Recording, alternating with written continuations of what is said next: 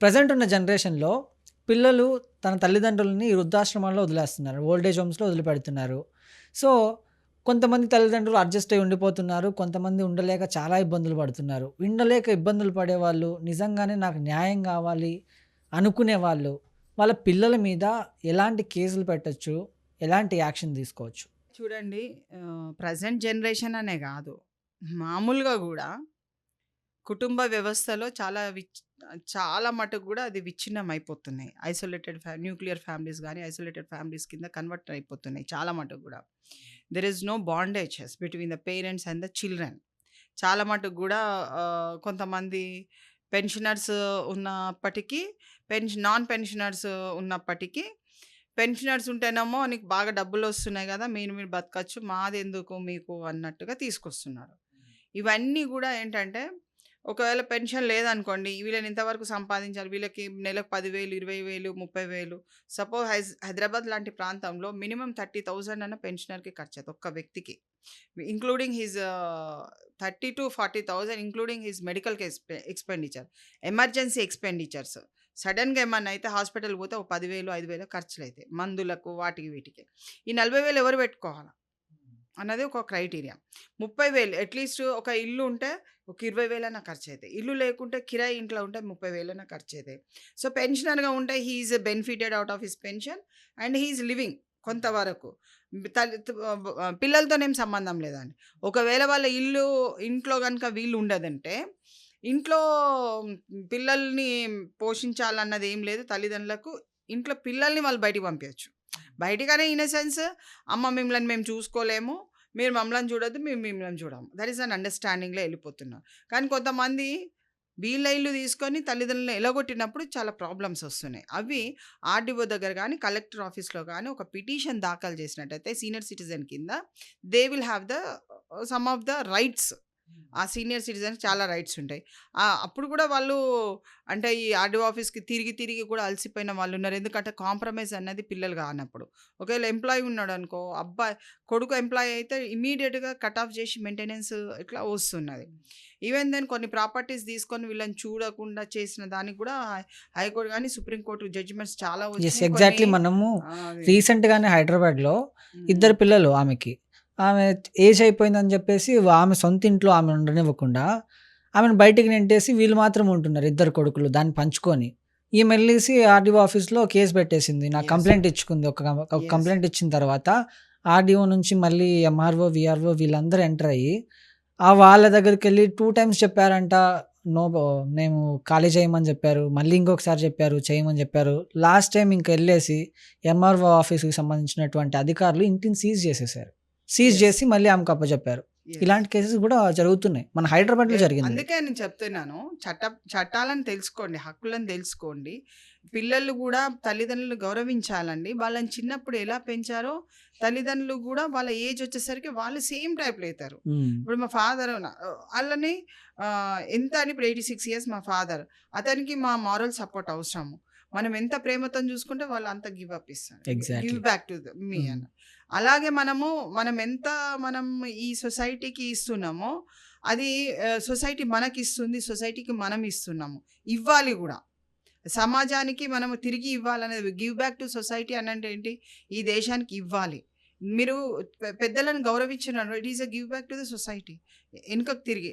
ఎందుకంటే చిన్నప్పటి నుంచి మన మీద పెట్టుబడి పెట్టి వాళ్ళు ఎనర్జీస్ అన్నీ లాస్ చేసుకొని రూపాయి పెట్టిన పెట్టుబడే అండి. అప్పుడు రూపాయి పెడితే అప్పుడు చాలా వాల్యూ. ఇప్పుడు ఎగ్జాక్ట్‌లీ. 10,000 కాదు 1,00,000 పెట్టినా వాల్యూ లేదు.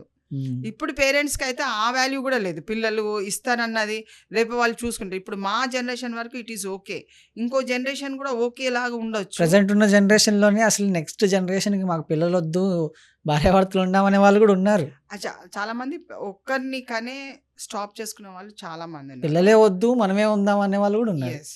బట్ అదేం గాదండి. మళ్ళా రివర్స్‌గా వస్తుంది. ఇప్పుడు సిట్యుయేషన్స్ అన్నీ గూడా ఇప్పుడు పాతకాలపు థింకింగ్, టెక్నాలజీ, డిజిటల్‌గా ఒక ఇంప్రూవ్‌మెంట్స్ అన్నది జరిగినాయి. హ్మ్. కానీ that is not our life. Our life is with human race. Humanity గ్రౌండ్స్‌లో ఉన్నాము.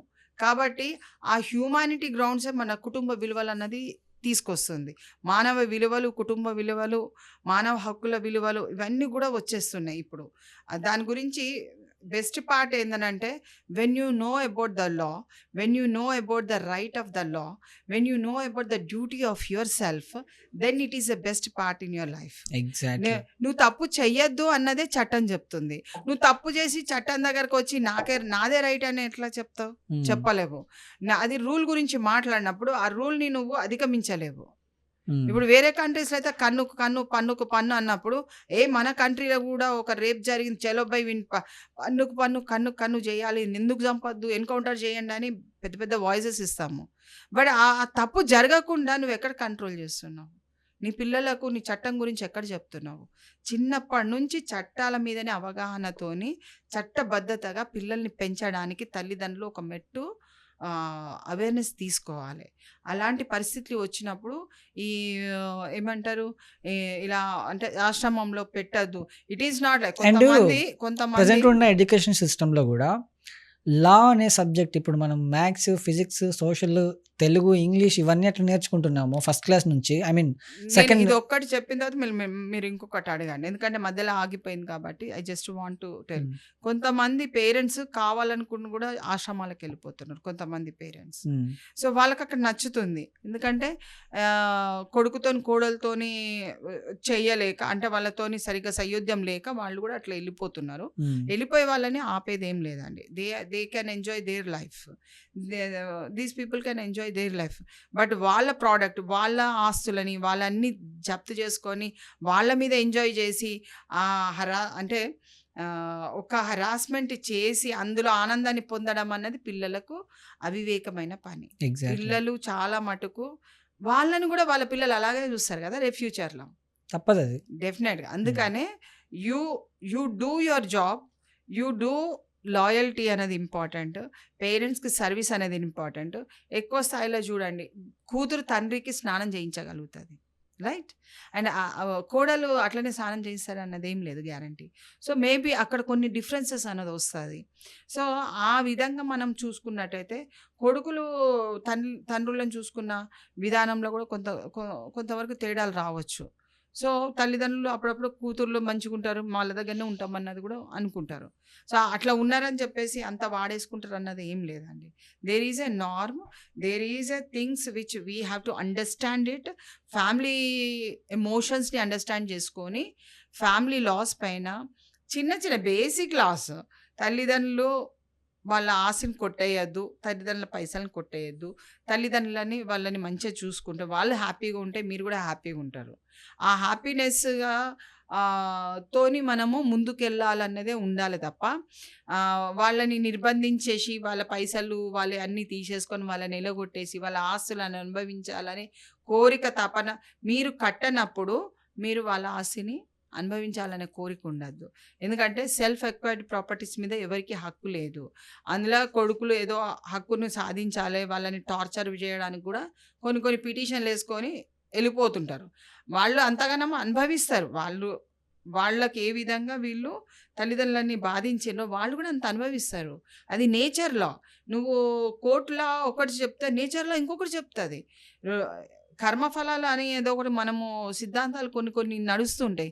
దాన్ని కూడా మనము కొన్నిసార్లు నమ్మవలసిన పరిస్థితి ఉంటుంది. కాబట్టి తల్లిదండ్రులని వాళ్ళని చూసే విధానంలో చూసుకోండి, వాళ్ళని మంచిగా చేసుకొని ఇంకా లబ్ధి పొందండి. కానీ వాళ్ళ ఆశీర్వాదాలు పొందితే చాలా మీకు చాలా కలిసి వస్తుంది. నాకైతే పర్సనల్గా కూడా నేను చాలా I feel very respect for my father and my parents. కాబట్టి వాళ్ళని ఎంత బాగా చూసుకున్నా మనకు అంత లాభం వస్తుంది. వాళ్ళు పైసలు ఇవ్వని అవసరం లేదు, కానీ వాళ్ళ దీవెనలు ఉంటే మనం much more we can achieve in our life. So senior citizen act ఉంది, చాలా బ్రహ్మాండంగా ఉంది. ఏ aged persons, a senior citizens మీరు బలహీన పడద్దు. కొడుకులైనా కూతుర్లైనా తల్లిదండ్రులు మంచిగా చూసుకోవాలి తప్ప వాళ్ళని బలహీనులు చేసి సమాజంలో రోడ్డు మీద పడేయొద్దని నా ఆకాంక్ష. Thank you so much madam, చాలా బాగా చెప్పారు. సో ఎవరైనా సరే ఇప్పుడున్న ప్రజెంట్ జనరేషనే కాదు, రాబోయే జనరేషన్లో కూడా మీరు ఇప్పుడు మీ పేరెంట్స్తో ఎలా ఉంటున్నారు, రేపు పొద్దున మీ పిల్లలు కూడా మీతో అలా ఉంటారు. సో దయచేసి అలా ఉంటారని కాదు, మీ పిల్లలు మిమ్మల్ని మరి చూసుకోరని కాదు, ఒకసారి మీ పాస్ట్ గుర్తు చేసుకోండి. మీ తండ్రి మిమ్మల్ని ఎంత ప్రేమగా పెంచాడు. మీ తల్లి మిమ్మల్ని ఎంత ప్రేమగా పెంచింది. అవన్నీ గుర్తుపెట్టుకుంటే ఓల్డ్ ఏజ్ హోమ్‌లు ఉండవు. మీరు మనం వీడియోస్ చూస్తూ ఉంటాం కొన్ని బైక్ మీద తీసుకొచ్చి రోడ్డు మీద వదిలిపెట్టడాలు ఇవన్నీ ఉంటాయి. ఇవన్నీ ఎప్పుడైతే మీరు మీ చిన్నప్పుడు మీ తండ్రి మిమ్మల్ని ఎలా పెంచారో అదొక్కసారి రిమైండ్ చేసుకుంటారో ఈ సిట్యుయేషన్స్ అన్నీ ఏముండవు. So, thank you.